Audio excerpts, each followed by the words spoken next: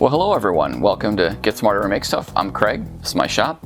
Well, today we're going to do a repair for a friend, I guess you'd call him. I recently saw on Ralph Beaumonat's blog, The Accidental Woodworker, which is excellent, that he had a plane that had a crack in it, and he was having a hard time finding someone to do the repair. I've never done cast iron repair before, but I offered to do it for him, and he decided to let me try. So I'm going to go ahead and give it a shot here with y'all, and we will see if I can repair it, his plane, or if I make a big mess of it. So let's give it a try.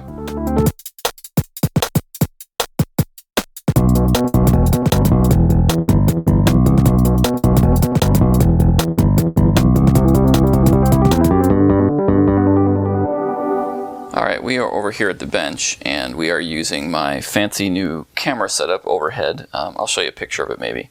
It's pretty crazy, but anyway, I wanted to show you, this is the plane that Ralph sent me, and I think it's a transitional plane, one of the wood infill with a metal body, but if you can see here, I don't know how you were going to be able to see that, the plane has a crack, and so that is the thing that we're going to be trying to repair. Now, welding cast iron is possible, I'm told. I've never done it. It is quite difficult. The high carbon content in the cast iron tends to make it behave poorly as it is heated and cooled, and welding repairs will often crack. And so what people will recommend is to braze it instead. Now, brazing is a process that is similar to welding. In welding, we would actually melt these two pieces of metal back together using very high heat, obviously, and they would fuse to become a single piece of metal. In brazing, you take a filler rod, and I'll show those in a minute, but you take a filler rod and you melt some of the filler rod, which is a lower melting point, into the crack, and it acts like a glue. Ideally, you never melt what's called the base metal, in this case the cast iron. I'll be using aluminum bronze brazing rods. Now, I said I've never done this before, and I've certainly never done much. I did actually try this for the first time yesterday on this Stanley number 80 scraper plane. I had dropped it, and this part of the handle had completely broken off. It was in two pieces. And I brazed it up yesterday using my TIG torch. So there are different ways to braze. You can use a torch, like an oxyacetylene torch, or possibly another torch, like a MAP torch, or maybe even propane. Not really sure about that. I didn't look into it too much.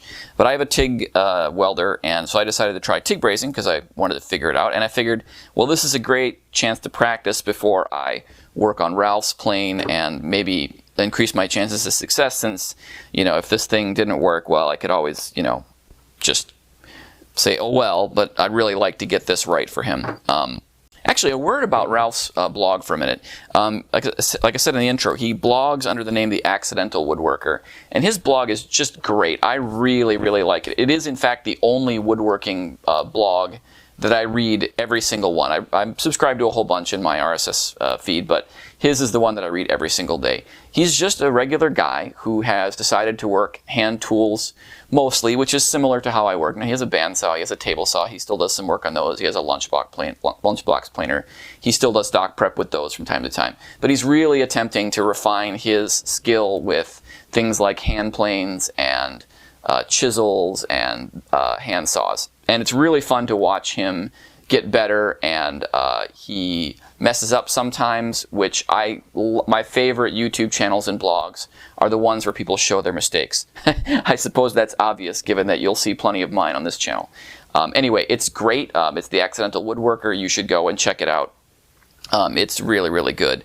Especially if you're interested in hand tools, which I think every woodworker should be, frankly. Even if you're going to do most of your work using power tools, it's just super useful to be able to pick up a plane or a saw and do like really precise work without a lot of setup, which I think is the superpower of hand tools. In any event, the very first thing that we're going to need to do is to take and grind. Let's see if I can get this on camera. I'm using my new sort of overhead setup here. Hopefully that's in focus. And to grind a V into this, kind of like this, so that there's some space for the filler metal to go. And then it's just a matter of firing up the TIG torch and hopefully, you know, getting a good bond, and then, you know, grind down whatever extra we have. So that's the idea. Like I said, I tried it yesterday. It worked pretty well. I will say that I did have one minor issue. You're not going to be able to see this on camera, but if I lean on this a little bit, there is a tiny crack that's still there. I don't know if that's because I didn't fill it in or because it cracked afterwards. It's entirely possible that when it was cooling, a new crack formed. This is more than strong enough for like hand use. Like it's not a vise or anything like that where there's like an enormous amount of force. So I'm not really worried about it. But I would like to prevent that. And so I think one of the precautions we'll be taking is, in addition to grinding this out, we will also preheat this. I'll put it in my little heat treat oven. Get it up to about 400 degrees and then weld it in that state and then put it back in the heat treat oven and let it cool down slowly. That's supposed to help a lot with the process. But we will see, and I think, worst case, well, worst case is this doesn't work and I, ruin this piece, and I think Ralph was willing to accept that risk, which was, generous of him in my opinion. But given how this went yesterday, I'm pretty optimistic that we can make it work. So first thing would be to toss this guy in the heat treat oven, get it fired up, and get ready to go. So let's do that. All right, well, I realized I forgot to grind the V in this, so angle grinder, let's go.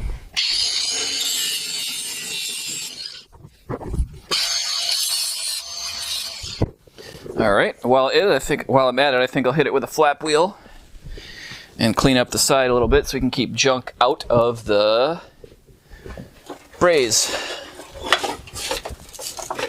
All right, just a little bit.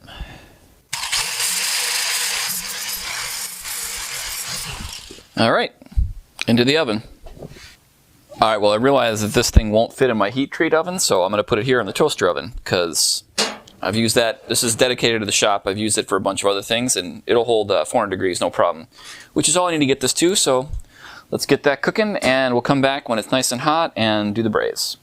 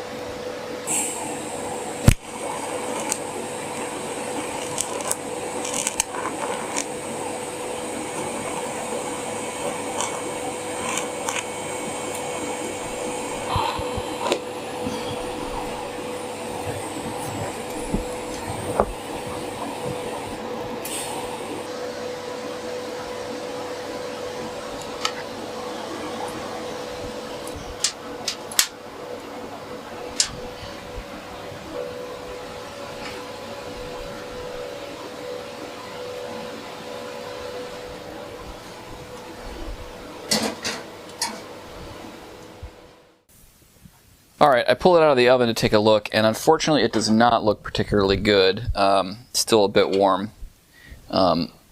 And when I look at it, I was hoping to see better penetration of the...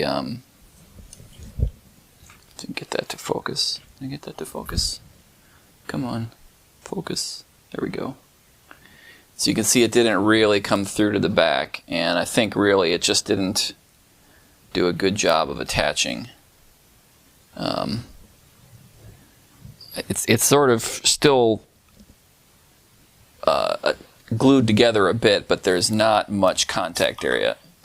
So I think we are going to have to try this again. Going to grind that off and see what it looks like, V it out again if I have to, and try again.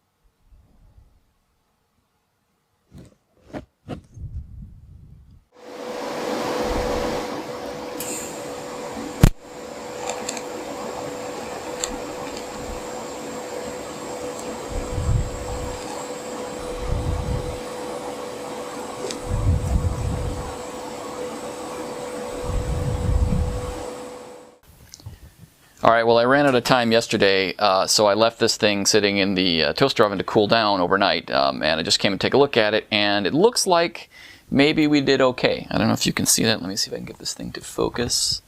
Focus. There we go. It looks like maybe we got okay bonding at the edges there.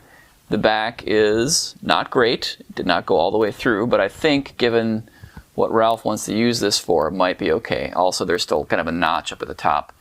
I think that's going to be mostly a cosmetic problem, but let's take it over to the vise, grind down what we have here, and see what it looks like.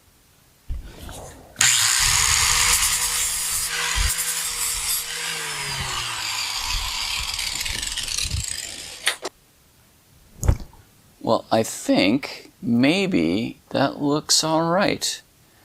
Seems like at least we've mostly blended in there.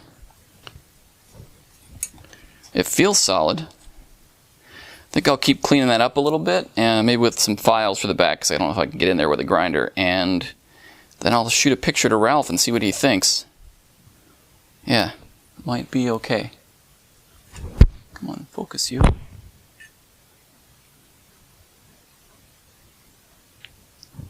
Okay, I went over and ground off the excess, the highly blobby excess, and I think the result actually looks pretty good. See if I can get this to focus, always fun. Come on, you, focus. Okay, so yeah, it looks to me like it has tied in on both sides. You know, there's a little notch here, then at the top where I didn't fill in, and the back also not, let's see if I can get that visible. Sorry, this is hard to do through the lens there. I think you can see that. Yeah, there's still a crack back there, but there is actually a blob that looks like it tied in there as well. And if I try to just, like, you know, yank on this, and I mean, you know, this is a hand plane, it's not going to be subjected to excessive force, one hopes, but it feels really solid. So I'm going to take this and I'm going to send a couple pictures to Ralph and see if he wants me to try to fill in these gaps. My recommendation to him is going to be that I don't do that, simply because it was a little tricky to get it even this far, and I'm afraid if I try again, I'll actually wind up burning away some of the metal at the edge here, which I think is what happened. A TIG torch is just so hot, and I'm just so new at welding that my control is not very good. So I think he should, I think he should take what he can get. But it is his plane. I am more than happy to, you know, do whatever he likes. So I'm going to send those pictures off, and we'll see what he says. And depending on what he says, I'll either come back and do some more work, or we will wrap this one up. Okay. All right, well, I emailed Ralph, and he says he's happy with this the way it is, even though it's got those little divots in it. He says that it will be perfectly strong enough, which, you know, bending on it, it certainly feels like it is, and he can just fill those dings in with a little JB weld or other epoxy. The whole thing is going to get sanded down and repainted anyway, like he does with his restorations. Does a nice job, makes him look really good. So I'm really looking forward to seeing this thing brought back to life. Happy to play a little part in that.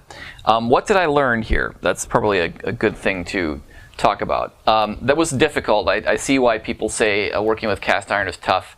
Not helped by the fact that I'm very new to welding and TIG welding.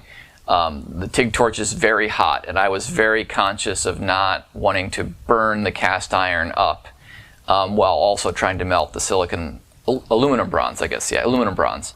So, you know, it felt really tricky to me. It did eventually go in, so that was good, but you can see I had those little divots at the edge where I was trying to steer the weld puddle in there. I guess it's not a weld puddle, the braze puddle in there. What are some of the things that I would try if I did it again? One is I would heat the cast iron up hotter. I suspect if I got that cast iron heated even higher than 700 degrees, maybe point a torch at it, that the bond might happen quickly, that might flow out better. I'm actually kind of interested to see whether I could use flux with a TIG process. You use flux when you're brazing with a torch, so maybe that would have helped the aluminum bronze flow out a little bit better. And then of course I could just go ahead and use a straight torch. I don't know if I have a MAP gas torch, I don't know if that would get hot enough to melt the aluminum bronze properly, but it'd be worth a try. Certainly it seems like, you know, getting out of that regime where I've got this super hot arc coming out of the TIG torch that I have to worry about would be good. And then of course just more experience in general with working with the TIG torch, with welding, with these kind of processes in general. I did actually pick up some nickel rods. I have, so that's yet another thing I could try. Is I could try stick welding to build up on the cast iron with the nickel rods, or even I've heard that you can knock the flux off of the stick rods and use them as TIG rods. I think this old Tony just did a video about working with cast iron. In fact, it was funny. I think that video came out the day that the Ralph's plane arrived. So it was one of the many that I watched, so I can't quite remember the details there. But I'll certainly put a link to the video up here. Although, if you're watching this channel and you're not watching this old Tony, I'd be pretty surprised, given his well-deserved subscription rate. Anyway, that's all neither here nor there. In the end, I'm pretty happy I did this. I'm glad that Ralph is happy with the result. If he's happy, I'm happy. And I actually do feel like this was successful enough on this and on the scraper plane, or the cabinet scraper that I don't have sitting around right now, that I would attempt this again. You know, especially on a broken part where I don't have anything to lose. Why not? I feel like I got good enough success. I would try the things I mentioned, but you know, certainly encouraged enough by these initial attempts to give it a shot at again. Anyway, I hope you enjoyed watching me. I think it was more in the nature of an experiment around what happens when somebody who has very little experience with these things tries to do it, more than maybe a how-to, but perhaps you got something out of it. If so, you know, as usual, I ask that you show your gratitude, if you feel like it, by going and finding another YouTuber, someone who you think is really deserving, but maybe doesn't have the subscription numbers. Not that ours are huge, but you know, people are always looking for that. Give them some help by hitting like, and even better, leaving a comment on their video. All that stuff really helps the YouTube numbers. I watch mine because I'm kind of interested, but you know, going to somebody that you think might actually really benefit in some substantial way, maybe financially, from that would be great. So in any event, looking forward to seeing you again on the next video. Talk to you next time.